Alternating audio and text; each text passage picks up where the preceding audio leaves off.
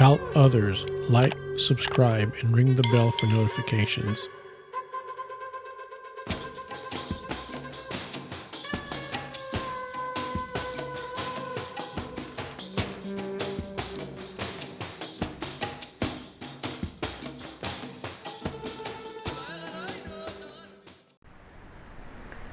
Shalom, this is Joseph Shulam, and we're continuing into the third lesson dealing with the parables of Yeshua Mashiach. The New Testament Gospels have a lot of the teaching and the statements of Yeshua, and a lot of his teaching are parables. Parables are the means by which Yeshua is teaching, and of course during the Second Temple period, Yeshua is not the only rabbi that taught with parables. Our traditional Jewish rabbis that are recorded in the Talmud, in the Mishnah, in the Midrashic literature, all taught using parables, because parables were the way that people could say things that could not be said in a gentler way other than through parables. And the parables had some witty points in them, they had some political points in them, they had some sharp points in them, and sometimes they were absurd. But actually from that absurdness and from that hard point in the parables, one can learn a lot that cannot be actually said unless it is said by telling a story. And we already dealt with 2 sessions talking about the parables of Yeshua. And I want to say that when we study the words of Yeshua, the Gospels, we find a very different picture than what traditionally is considered by evangelical Christianity to be the bread and butter, the basis, the foundational issues of the New Testament and of the Gospel. The foundational issues of the New Testament, if they're taken from the Gospels, we find them to be very, very compatible with the Jewish world of Yeshua, with the time that Yeshua lived here in the land of Israel, in the city of Jerusalem, walked the hills of the Galilee, fed people in the valleys near the Sea of Galilee, and fished together with his disciples on the Sea of Galilee, and the Kinneret, as we call it in Hebrew. So today I want to deal with a parable that deals with a part of the culture of the time. We have to realize that at that time the main entertainment that people had was at home, and it was during the mealtime. The mealtime was not only for feeding the body, but it was also considered a wonderful time for entertaining and for talking and for philosophizing and for learning. It's a great time to learn during dinner.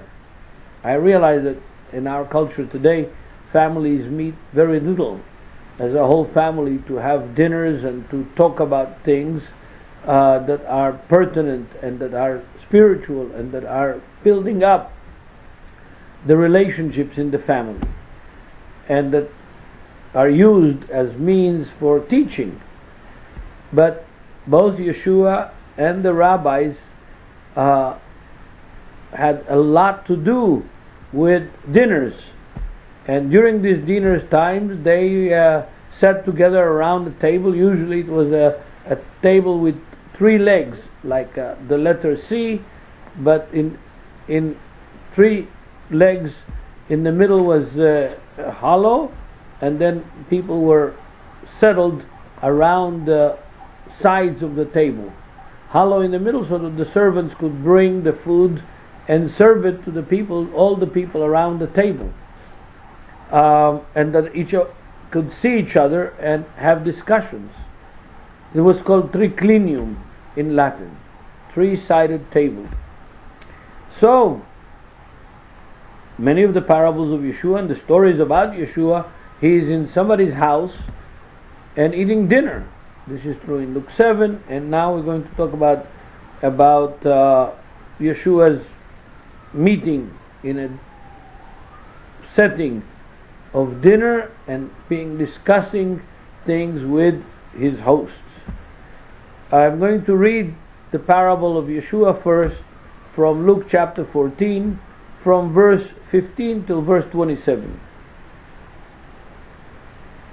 When one of those at the table with him heard this, he said to Yeshua, "Blessed is the man who will eat at the feast in the kingdom of God."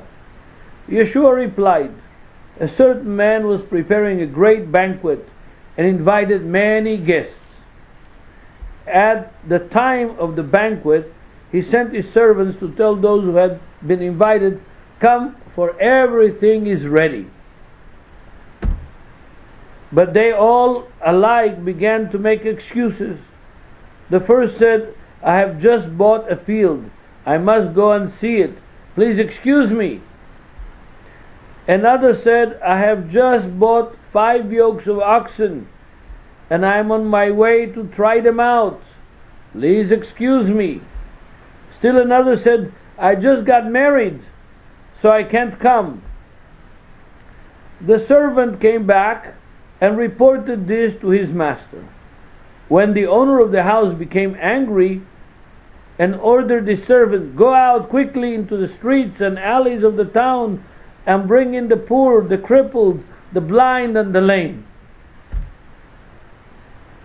'Sir,' the servant said, 'what you ordered has been done, but there is still room.' Then the master told his servant, 'Go out to the roads and the country lanes and make them come in, so that my house will be full. I tell you, not one of these men who were invited will get to taste of my banquet.'" Verse 25. A large crowd were traveling with Jesus, with Yeshua, and turning to them, he said, "If anyone comes to me and does not hate his father and his mother, his wife and his children, his brothers and his sisters, yes, even his own life, he cannot be my disciple. And everyone who does not carry his cross and follow me cannot be my disciple." This parable of Yeshua has many very difficult aspects to it. But in order to understand it, we need to know the Torah, and a part of that Torah text is coming from Deuteronomy chapter 20, in which people who got married, or bought oxen, or bought a field, or are afraid, are excused from joining the army and going to battle in the war. That is the first aspect that is very glaring to anyone who knows the Torah in this parable. These people that were invited and wanted to be excused from coming to the parable had an excuse that was legitimate for not going to war. But the question that arises here, is that an excuse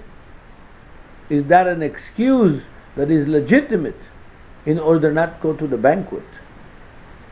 And all of this in the setting of the discussion that was already being held in that same table during dinner between Yeshua and the guest, who said, "Blessed is the man who will eat in the feast in the kingdom of God."